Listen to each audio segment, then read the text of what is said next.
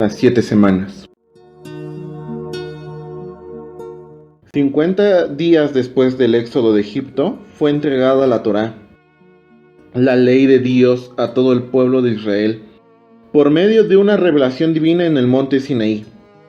El nombre de esta festividad, Shavuot, significa semanas, en reconocimiento de las semanas de expectación que llevaron a la experiencia en Sinaí. Ahí se establece el pacto universal y eterno entre Dios y el hombre.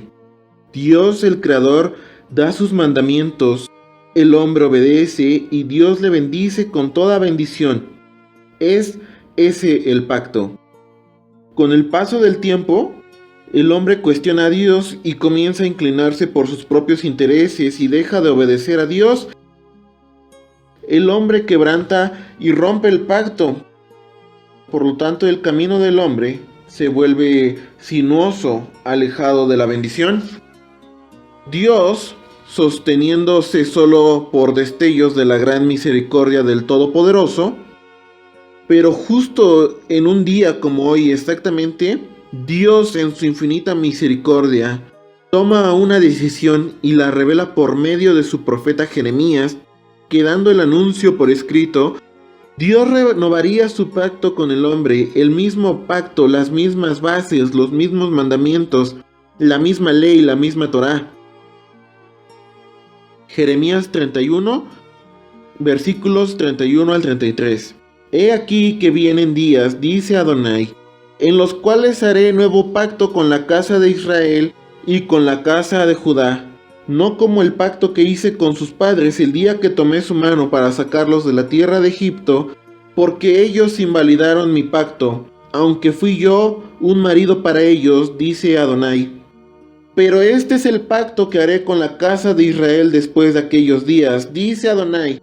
Daré mi ley en su mente y la escribiré en su corazón, y yo seré a ellos por Dios, y ellos me serán por pueblo. Dios así reafirma su pacto con el hombre, dándole la oportunidad de ser bendecido de la misma manera que al principio, por medio de la obediencia a sus mandamientos. Aquí la única diferencia es que la primera ocasión, Dios escribe su ley, su Torá, en tablas de piedra, y en esta segunda y última ocasión, Dios envía su Espíritu Santo y escribe su ley, su misma ley, ahora en la mente y el corazón de sus escogidos.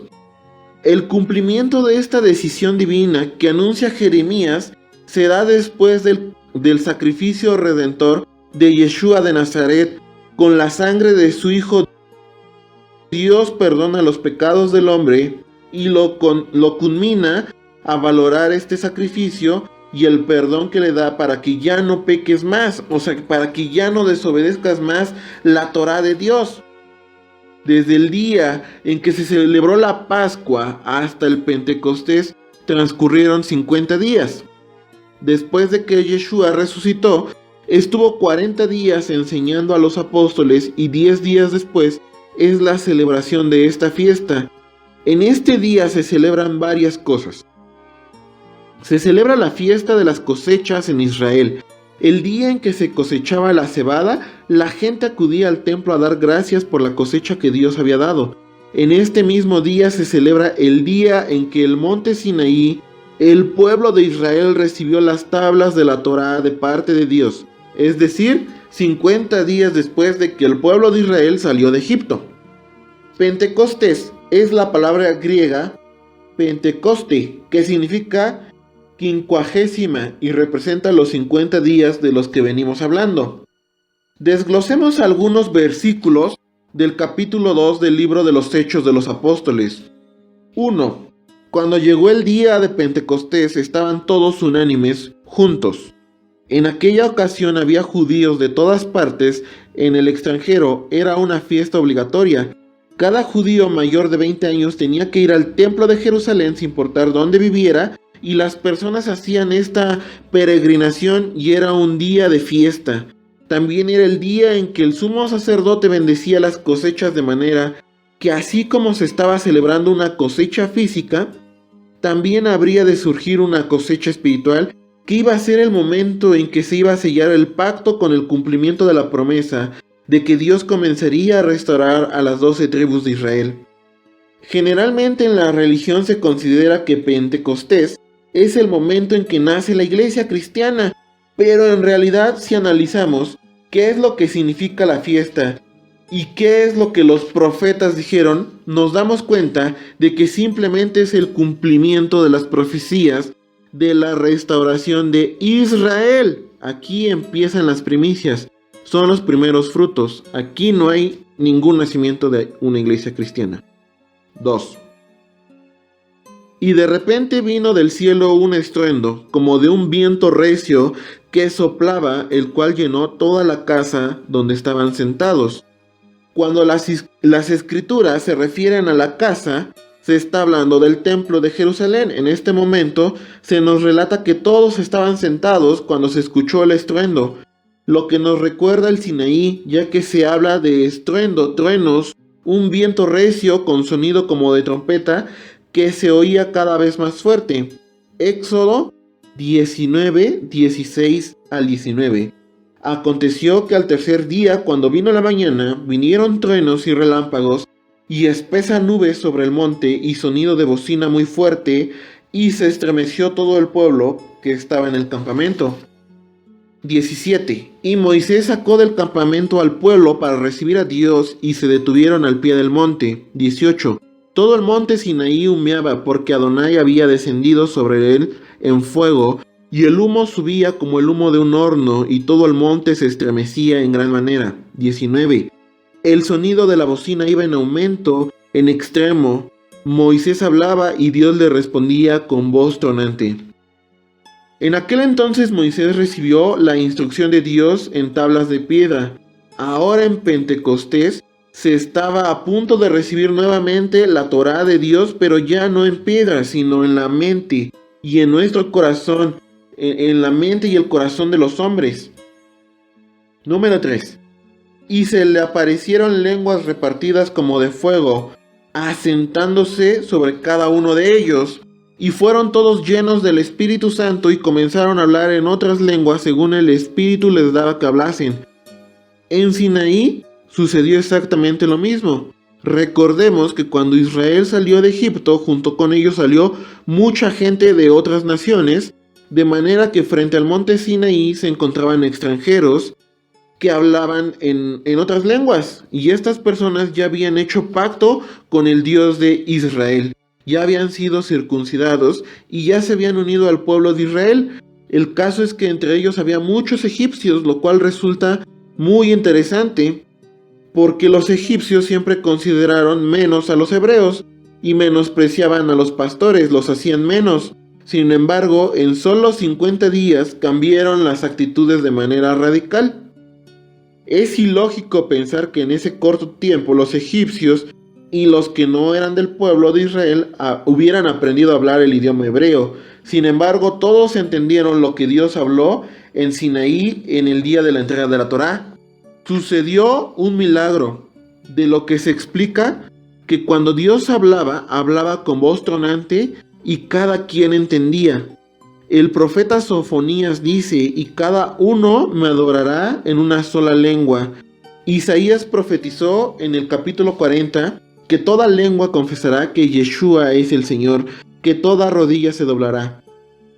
Entonces vemos que esta es la grandeza del plan de Dios, porque Dios usa la rebelión de su pueblo para bendecir a todas las naciones en el momento en que Israel fue llevado cautivo en todas las naciones, en donde se encontraban confundidos, hablando las lenguas de otros pueblos, momento en que vendría la restauración, que consistiría en que enviaría su espíritu, y todos estos que hablaban en otras lenguas de repente van a empezar a entender, revirtiéndose la maldición que se dio en Babel, y se va a revertir la maldición del exilio, lo que comienza a suceder en los acontecimientos que se narran en Hechos capítulo 2. 5. Moraban entonces en Jerusalén judíos, varones piadosos de todas las naciones bajo el cielo. Se está hablando de dos tipos de personas. Unos eran los judíos y otros eran los varones piadosos. Los judíos se refieren a esta categoría de personas como los extranjeros de todas las naciones que decidieron vivir de acuerdo a las leyes de Dios de Israel. 6. Y hecho este estruendo, se juntó la multitud y estaban confusos porque cada uno les oía hablar en su propia lengua y estaban atónitos y maravillados diciendo: mirad, ¿no son galileos todos estos que hablan? Los que estaban hablando eran los galileos, pero el caso es que aunque estaban hablando en su idioma, cada quien entendía lo que hablaban en su propio idioma, es decir, al mismo tiempo, 3 hombres extranjeros de 3 naciones distintas entendían en su idioma al mismo tiempo lo que hablaban los galileos, lo que constituye el milagro. Justo lo que sucedió en Sinaí. Por eso los extranjeros se preguntaron que cómo era posible eso, pues sin conocer previamente el idioma de ellos, entendían perfectamente. Ese fue el grandioso milagro. Dios es quien creó los lenguajes de manera milagrosa, los creó en Babel. Ahora bien, cuando hablamos de lenguas extrañas, no quiere decir lengua sin sentido, ni sonidos sin cordura. La lengua extraña es lengua extranjera, un idioma. En este caso, los idiomas constituyen un milagro y una señal poderosa, porque estamos hablando de un idioma que no se aprendió, sino que inmediatamente después de ese estruendo comenzó a surgir el entendimiento. La diferencia entre lo que sucedió en Sinaí y lo que sucedió en Pentecostés es que aquí se está grabando la ley de Dios en los corazones de las personas. En Sinaí la palabra vino en piedra y en Pentecostés viene en los corazones de los hombres. 8. ¿Cómo pues les oímos nosotros hablar cada uno en nuestra lengua en la que hemos nacido? 9. Partos, medos, elamitas y los que habitamos en Mesopotamia, en Judea, en Capadocia, en el Ponto y en Asia. 10. En Frigia, en Panfilia, en Egipto, en las regiones de África más allá del Cirene, romanos aquí residentes, tanto judíos como prosélitos. Los prosélitos eran los extranjeros convertidos al judaísmo. 11. Cretenses, árabes. Les oímos hablar en nuestras lenguas las maravillas de Dios. Cuando dice que les estaban escuchando hablar las maravillas de Dios, se refiere a que les oían hablar la Torá, exponiéndola en los diferentes idiomas que se mencionan. Nuevamente lo mismo que pasó en Sinaí, las maravillas de Dios es la palabra de Dios. El Mesías, como pendón levantado, traerá a todo su pueblo que se encuentra disperso entre todas las naciones, lo cual se empieza a cumplir en los acontecimientos narrados en Hechos capítulo 2, al referir que se encontraban de todas las naciones dispersos, lo que quiere decir que ellos ya se encontraban practicando el cumplimiento de la ley de Dios, lo que significa que ya habían regresado a su herencia, ya habían dejado de ser gentiles y ya estaban empezando a acercarse. Momento en que viene este estruendo seguido de manifestaciones y comprenden en su lenguaje la instrucción de Dios. Lo que quiere decir que así que como cuando salieron de Egipto llegaron al monte Sinaí, ahora estaban regresando no solo de Egipto, sino de todas las naciones a donde fueron enviados. Y ahí el Señor empezaría a derramar de su Espíritu. Ser bautizado en el Espíritu Santo consiste en lo que dice en Jeremías 31. Y derramaré mi espíritu y pondré corazón de carne para que anden en mis caminos. De manera que la forma en que alguien ha sido bautizado en el Espíritu no es que se ría carcajadas o cosas por el estilo, sino porque anda en los mandamientos del Señor. Es cuando el Espíritu de Dios está dando a la persona la capacidad para obedecer, porque todos teníamos corazones de piedra, a nadie le interesaba guardar lo que dice la Biblia. Pero el hecho de que el día de hoy, todos los que estamos queriendo obedecer los mandamientos de Dios, representa el cumplimiento de la promesa de que Dios está escribiendo sus leyes en nuestros corazones. De ahí la importancia de entender que nosotros no empezamos a obedecer porque nosotros queramos, sino porque el Espíritu nos estimula a hacerlo. El profeta Joel hace referencia a que la restauración de la nación de Israel comenzaría después del exilio a Babilonia. Cuando terminó, es más fácil restaurar a Judá porque son 2 tribus. Es más difícil restaurar a las 10 tribus de Israel que se encuentran mezcladas entre todas las naciones. Cuando la Biblia dice que vuestros hijos profetizarán, se refiere a la aplicación de la Torá a las cuestiones de este mundo. Las profecías de Isaías y Jeremías citaban lo que estaba escrito en la Torá y decían de qué manera se iba a aplicar. Nunca dijeron cosas que se inventaban, de manera que Isaías solo tenía que ver cómo se encontraba la gente acerca de la idolatría y deducía lo que se cumplía que estaba anunciado en la Torá. Se refiere a que la gente iba a hablar de lo que dice la Escritura. De cierto, sobre mis siervos y sobre mis siervas en aquellos días derramaré de mi espíritu y profetizarán. Hoy se cumplen las 7 semanas, es el día 49 y estamos a solo un día para encontrarnos con la voluntad de Dios y que ésta sea grabada en nuestra mente y en nuestro corazón en Shavuot Pentecostés. Deuteronomio 16, 9 al 15, Hechos 2, 1 al 21.